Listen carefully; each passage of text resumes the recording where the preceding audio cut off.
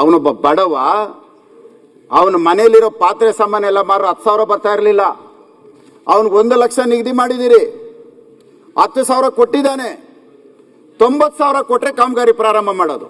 ಅಂದ್ರೆ ಅವನು ಮನೆ ಮಠ ಇಲ್ಲದೆ ಇರೋನು 90,000 ಕೊಟ್ರೆ ನೀವು ಸರ್ಕಾರದಿಂದ ಪ್ರಾರಂಭ ಮಾಡ್ತೀರಿ. ಅವನು ಕೊಟ್ಟಿಲ್ಲ ಅಂದ್ರೆ ನಿಮ್ಮ ಹತ್ರ ಪ್ರಾರಂಭ ಮಾಡಕ್ ಅನುದಾನ ಇಲ್ಲ. ನೀವು ಒಪ್ಕೊಂಡಿರೋದು, ನಾನು ಹೇಳ್ತಾ ಇರೋದಲ್ಲ, ನಿಮ್ಮ RTI ದಾಖಲೆ. ನಿಮ್ಮ ಸ್ಲಂ ಬೋರ್ಡ್ ಎಷ್ಟು ಚೆನ್ನಾಗಿ ಕೆಲಸ ಮಾಡ್ತಾ ಇದೆ ಅಂದ್ರೆ, ಸಭಾಧ್ಯಕ್ಷರೇ, ಯಾವ್ದನ್ನ ಒಂದು ದಾಖಲೆಯಲ್ಲಿ ಸಹಿ ಮಾಡಿದ್ರೆ ಆ ದಾಖಲೆಯಲ್ಲಿ ಇರ್ತಕ್ಕವ್ರು ಎಲ್ಲರೂ ಸಹ ಜವಾಬ್ದಾರರಾಗ್ತಾರೆ.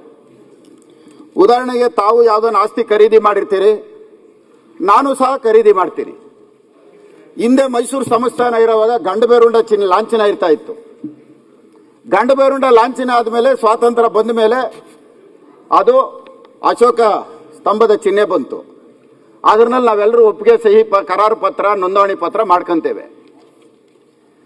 ಮಾನ್ಯ ನಮ್ಮ ವಸತಿ ಸಚಿವರು ಫೋಟೋ, ಮುಖ್ಯಮಂತ್ರಿಗಳ ಫೋಟೋ ಹಾಗೂ ಉಪಮುಖ್ಯಮಂತ್ರಿಗಳ ಫೋಟೋ ಹಾಕ್ಬಿಟ್ಟು ಸಹಿ ಮಾಡಿದ್ರೆ ಯಾರು ಹೊಣೆ? ಇದಕ್ಕೆ 7 ಹಕ್ಕುಪತ್ರಗಳು, 7 ಹಕ್ಕುಪತ್ರ ಬೋಗಸ್ ಡಾಕ್ಯುಮೆಂಟ್ ವಿತ್ ಡಾಕ್ಯುಮೆಂಟ್ಸ್ ನಿಮ್ಮ ಹತ್ರ ಮಾತಾಡ್ತಾ ಇದ್ದೀನಿ. ಇದರಲ್ಲಿ ಸಹಿ ಮಾಡಿರೋರ್ನ ಇಟ್ಕೊಂಡ್ಲಾ, ಮೇಲ್ಗಡೆ ನಿಮ್ಮ ಫೋಟೋಗಳಿದೆ, ನಿಮ್ಮನ್ನು ಸೇರಿಸಿ ತನಿಖೆ ಮಾಡಬೇಕಾ? ನೀವು ಭಾಗಿಯಾಗಿದ್ದೀರಿ ಅನ್ಕೋಬೇಕಾ? ಅಥವಾ ನಿಮಗೆ ಗೊತ್ತಿಲ್ಲದೆ ಇವರೇ ಭಾಗಿಯಾಗಿದ್ದಾರೆ ಅನ್ಕೋಬೇಕಾ? ಯಾರಿದು ಕೊನೆ? ನಿಮ್ಮ ಹೆಸರಿರೋಂಥ ನಿಮ್ಮ ಫೋಟೋ ಇರೋ ಪತ್ರ ಇದು, ಹಕ್ಕುಪತ್ರ. ಕಮಿಷನರ್ ಅವ್ರಿಗೆ ಫೋನ್ ಮಾಡಿದೆ, ಇದರ ನೈಜತೆ ಬಗ್ಗೆ ನನಗೆ ಮಾಹಿತಿ ಕೊಡಿ ಅಂತ ಕೇಳಿದೆ. ಅದಕ್ಕೆ ಅವ್ರು ಹೇಳ್ತಾರೆ, ಸರ್ ಈಗ ನನ್ನ ಗಮನಕ್ಕೆ ಬಂದ್ಬಿಟ್ಟಿದೆ. ಅಂದ್ರೆ ನಾನು ಕೇಳಿದ ಮೇಲೆ ಗಮನಕ್ಕೆ ಬಂದ್ಬಿಡ್ತಂತೆ. ಈಗ ಪ್ರಶ್ನೆ ಏನಂತ ಕೇಳಿ, ಸಭಾಧ್ಯಕ್ಷರೇ, ಹೆಂಗಿರೋ ಸಮಯವಿದೆ, ಬೇಕಾದಷ್ಟು. ನಾನೇ ಲಾಸ್ಟ್, ತಾವೆಷ್ಟು ಒಳ್ಳೆ ಕೆಲಸ ಮಾಡ್ತೀರಂದ್ರೆ ಮುನಿರತ್ನ ತೊಂದರೆ ಆಗ್ಬಾರ್ದು ಅಂತ ಪ್ರಶ್ನೆ ನನ್ ಲಾಸ್ಟ್ ಅಲ್ಲಿ ಹಾಕ್ಬಿಟ್ಟಿದ್ದೀನಿ. ನೀವು ಲಾಸ್ಟ್ ಕೊಟ್ಟಾಗ ಲಾಸ್ಟ್ಗೆ ಆಗ್ತದೆ. ಅದೇ ಇಲ್ಲ ನನ್ನ ಮೇಲೆ ತಮ್ಗೆ ಬಹಳ ಅಭಿಮಾನ, ಅದಕ್ಕೆ ಲಾಸ್ಟ್ ಇದೆ. ಈಗ ನೀವು ಪ್ರಶ್ನೆ ಕೇಳಿ, ಅದನ್ನೇ ಬಿಡಿ. ಉತ್ತರ ಕೊಡ್ಲಿ, ಕೊಡ್ತಾರೆ. 1 ನಿಮಿಷ ಹೇಳ್ಬಿಡ್ತೀನಿ.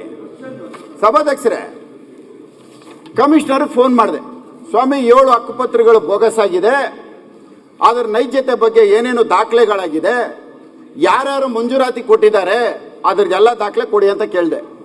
ಅದಕ್ಕೆ ಅವರೇನಂದ್ರು ಗೊತ್ತಾ, ಸರ್ ನನಗೆ ಇನ್ನೂ ಏನು ಗಮನಕ್ಕೆ ಬಂದಿಲ್ಲ ಅಂತ ಹೇಳ್ಬಿಟ್ಟು ಮಾರನೇ ದಿನ ಪೊಲೀಸ್ ಕಂಪ್ಲೇಂಟ್ ಕೊಟ್ಟಿದ್ದೀನಿ ಸರ್, ಇದೆಲ್ಲ ಬೋಗಸ್ ಡಾಕ್ಯುಮೆಂಟ್ ಅಂತ ಪೊಲೀಸ್ ಕಂಪ್ಲೇಂಟ್ ಕೊಡ್ತಾರೆ. ಅದಕ್ಕೆ ಚರ್ಚೆ ಮಾಡ್ಲಿಕ್ಕೆ ಕನ್ವರ್ಟ್ ಮಾಡ್ಬೇಕಾ? ಹೇಳ್ತೀನಿ ಸಭಾಧ್ಯಕ್ಷರೇ, ಸ್ವಲ್ಪ ಸಭಾಧ್ಯಕ್ಷರೇ. ಈಗ ಪ್ರಶ್ನೆಗೆ ಸೀಮಿತ. ನನ್ನ ಮೇಲೆ ನಿಮ್ಗೆ ಅಭಿಮಾನನೇ ಇಲ್ಲ ಸಭಾಧ್ಯಕ್ಷರೇ. ಸಭಾಧ್ಯಕ್ಷರೇ, ಉತ್ತರ ಕೊಡ್ತಾರೆ. ಇದೇನು ಕ್ವಶನ್ ಆನ್ಸರ್? ಇದು ಅಲ್ಲ, ಕ್ವಶನ್ ಆನ್ಸರ್. ಕೆಲಸ ಮಾಡಿ, ಉತ್ತರ ಬಿಡಿ. ಉತ್ತರ ನಾನೇ ಹೇಳ್ಬಿಡ್ತೀನಿ 1 ಲೈನ್ ಅಲ್ಲಿ. ಇದೆಲ್ಲ ಸರಿಗಿದೆ ಅಂತ ಹೇಳ್ಬಿಟ್ರೆ ಮುಗಿದೋಯ್ತು. ಆಯ್ತು ಮುನಿರತ್ನ ಅವರೇ, ಸಭಾಧ್ಯಕ್ಷರೇ, ಹೇಳಕ್ಕೆ ಬಿಟ್ಟ ಇಲ್ಲ. ಇದು ಕಮಿಷನರ್ ಪೊಲೀಸ್ ಕಂಪ್ಲೇಂಟ್ ಕೊಡ್ತಾರೆ. ಕಮಿಷನರ್ ಪೊಲೀಸ್ ಕಂಪ್ಲೇಂಟ್ ಕೊಡ್ತಾರೆ. ನೀವೇನಾದ್ರು ಸಸ್ಪೆಂಡ್ ಮಾಡಿದ್ರಾ? ಅವ್ರ ಮೇಲೆ ಆಕ್ಷನ್ ಮಾಡ್ಬೇಕು ಹೇಳಿ, ನೀವು ಅವರೇ ಹೇಳ್ಬೇಕು. ಆಯ್ತಾಗ ಮಾತಾಡ್ಲಿ, ಮಾತಾಡ್ಲಿ. ಈಗ ಸರ್ಕಾರದ ನಕಲಿ ದಾಖಲೆ ಮಾಡಿ ಇವತ್ತವರೆಗೂ ನೀವೇನ್ ಕ್ರಮ ತಗೊಂಡಿದ್ದೀರಿ? ಉತ್ತರ ಕೊಡ್ಲಿ ಅವರು. ಕೂತ್ಕೊಳ್ಳಿ, ಒಂದೊಂದಾಗಿ ಹೇಳ್ತೀನಿ. ತಾವೇನು ಸ್ಲಂ ಬೋರ್ಡ್ ಅಲ್ಲಿ ನನ್ನ ಕ್ಷೇತ್ರದಲ್ಲಿ ಸ್ಲಂಗಳವೆ, ನನ್ ಬರೀ 5 ಲಕ್ಷ ಅನುದಾನ ಬಂದಿದೆ 2022-23 ಅಂತ ತಾವು ಹೇಳಿದೀರಾ. ತಾವೇ ತಮ್ಮದೇ ಸರ್ಕಾರ ಇತ್ತು, ತಾವು ಮಂತ್ರಿ ಆಗಿದ್ದೀರಾ. ತಾಯಿರುವಾಗ ಏನಕ್ಕೆ 5 ಲಕ್ಷ ತಗೊಂಡು ತಮ್ಮದೇ ಸರ್ಕಾರ ಇತ್ತಿಲ್ಲ? ತಮ್ಮದೇ ಸರ್ಕಾರ ತಂದಿದ್ದು 2023 ತಾವೇ ಹೇಳಿದ್ರಿ. 2022-23 ನನ್ನ ಕ್ಷೇತ್ರಕ್ಕೆ ಸ್ಲಂ ಬೋರ್ಡ್ ಡೆವಲಪ್ಮೆಂಟ್ಗೆ 5 ಲಕ್ಷ ಬಂದಿದೆ ಅಂತ. ಯಾರ ಸರ್ಕಾರಪ್ಪ ಇದ್ದಿದ್ದು 2022-23?